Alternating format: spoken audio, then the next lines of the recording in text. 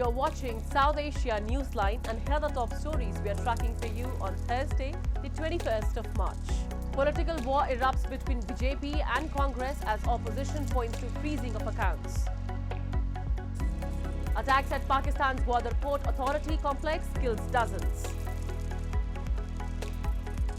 And Sri Lanka allows foreign research ships for replenishment after Chinese protest.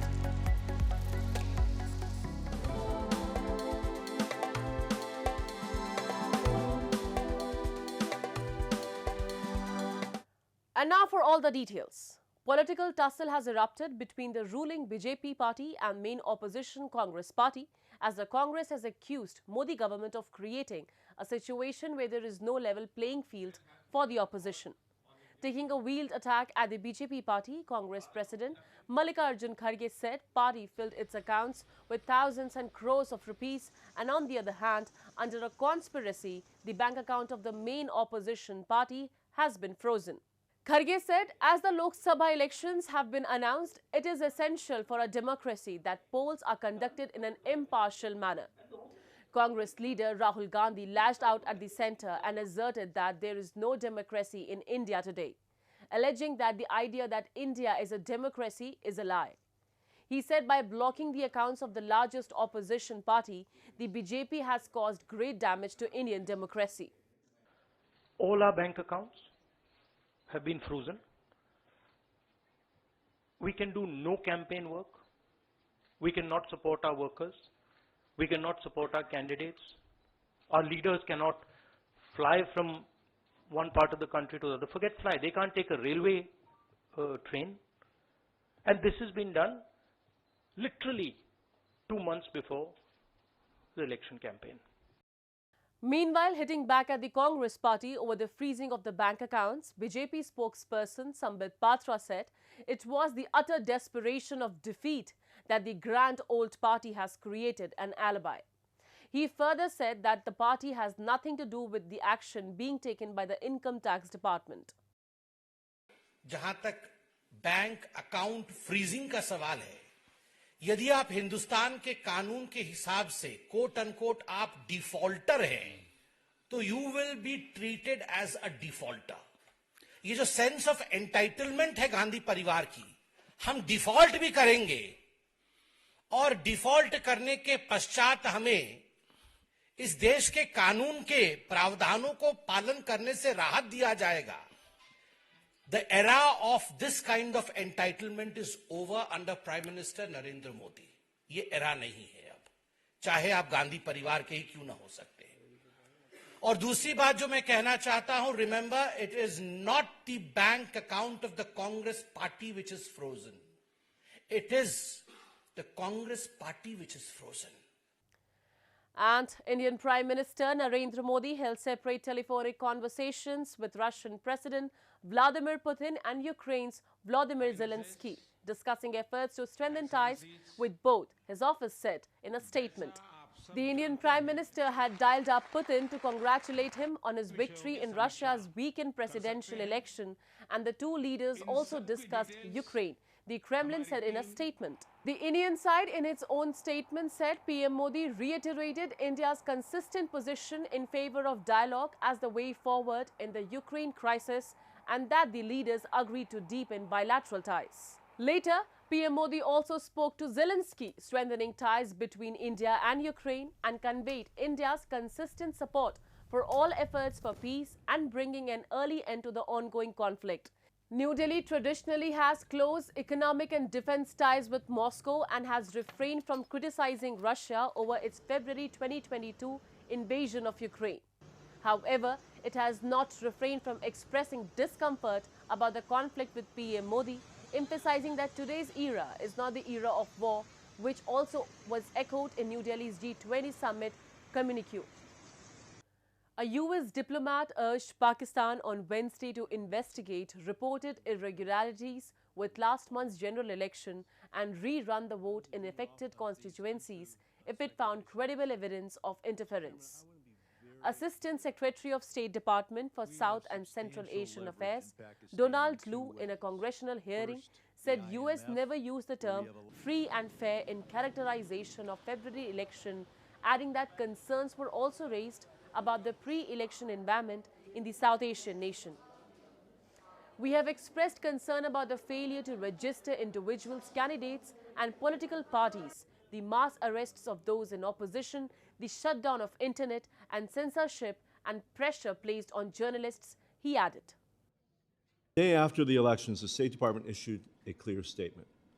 We noted undue restrictions on the freedoms of expression, association, and peaceful assembly. We condemned the electoral violence and restrictions on human rights and fundamental freedoms. We condemned attacks on media workers and restrictions on the access to the internet and telecom services, and we expressed concern about allegations of interference in the electoral process and stated that claims of interference and fraud should be fully investigated. The February 8 election in Pakistan was marred by arrests and violence ahead of vote, an internet shutdown on election day, and unusually delayed results leading to accusations that the vote was rigged. Shehbaz Sharif became Prime Minister on March 4th, heading a coalition after his party won fewer seats than candidates backed by jailed former Prime Minister Imran Khan. Earlier this month, several US lawmakers had also urged Biden administration to withhold the recognition of Sharif's government until a thorough, transparent and credible investigation of election interference has been conducted. Moving on.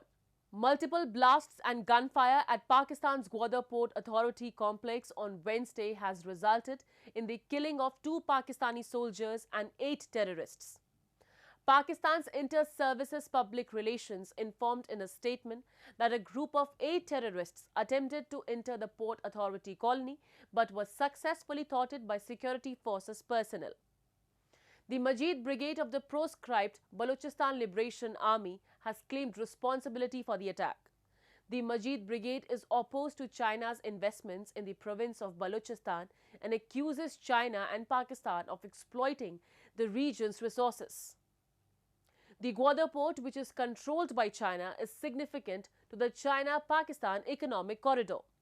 It includes multi-billion-dollar roads and energy projects and is also a part of Belt and Road Initiative.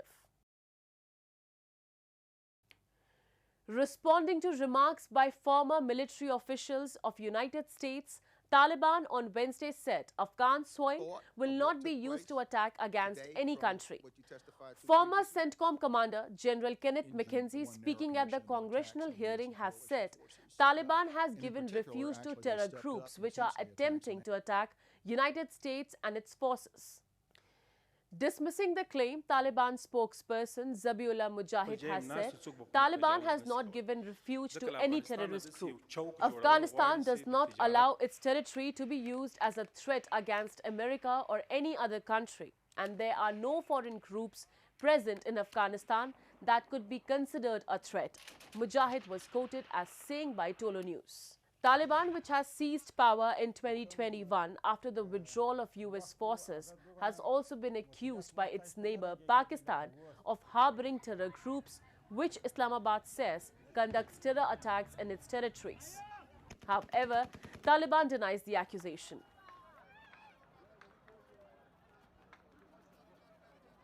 Sri Lanka on Thursday said it will allow foreign offshore research ships for replenishments at its ports, despite a one-year ban on such vessels after China protested over Colombo allowing a German service ship but turning down a similar request it had made.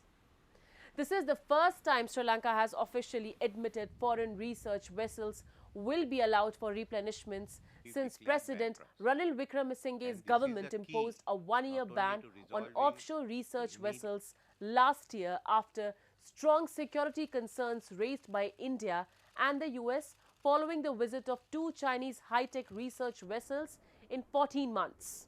Sri Lanka Foreign Minister said the ban on foreign ships is for research purposes, not on replenishment. In August 2022, Chinese Navy vessel Yuan Bang 5 docked at Hambantota in southern Sri Lanka for replenishment. This drew strong protests from India, citing security concerns in the Indian Ocean. Chittagong, the second largest city in Bangladesh, is facing a severe water crisis amid drastic increases in the salinity of its primary water source, the Karnaphuli River. Empty buckets, pitchers and containers were seen lining the city's streets on Tuesday near pumps where rationed water is provided intermittently. The salinity of the Karnaphuli River has increased as climate change-induced sea levels rises causes the intrusion of salt water upstream from the nearby Bay of Bengal, rendering the water untreatable and undrinkable. Saline water is undrinkable due to its high salt content, which can lead to dehydration and health issues. সমস্যা আমরা সপ্তাহের ভিতরে একবার পানি পাই অথবা দুই সপ্তাহের ভিতরে একবার পানি পাই আমরা থাকি গরিব মানুষ বস্তি করে এখানে মনে করেন কম টাকার ভিতরে ভাড়া থাকি এখন পানি যদি পানিও না পাই গ্যাসও নাই লাকড়ি জ্বালাই অনেক কষ্ট আমগো দিন যাপন যায় The crisis comes as the bustling port city, home to more than 8 million people, is bracing for the fast approaching sweltering heat of summer, and as much of its population is fasting from dawn to dusk during the Muslim holy month of Ramadan. আর পানি তো যদি না আসে ধরেন না বিভিন্ন রকমের চলাফেরাতে কষ্ট হয়ে যায় গোসল করা খাওয়ার পানি মানে বাচ্চাদেরকে পরিষ্কার করে রাখা বাচ্চাদের মানে বিভিন্ন রকমের সমস্যা হয়ে যায় কেননা অনেক নোংরা পানিগুলো আমরা আমাদের থেকে ব্যবহার করতে হয় ডেফা আছে এখানে ডেফা তো এগুলো আমাদেরকে ব্যবহার করতে দেয় না এগুলো সরকারি আন্ডারে সরকারি লোক ছাড়া এগুলো ব্যবহার করতে দেয় না টুকটাক মানুষ যদি ব্যবহার করে অবৈধভাবে ব্যবহার করে That's all in tonight's edition. We will see you same time tomorrow. Good night.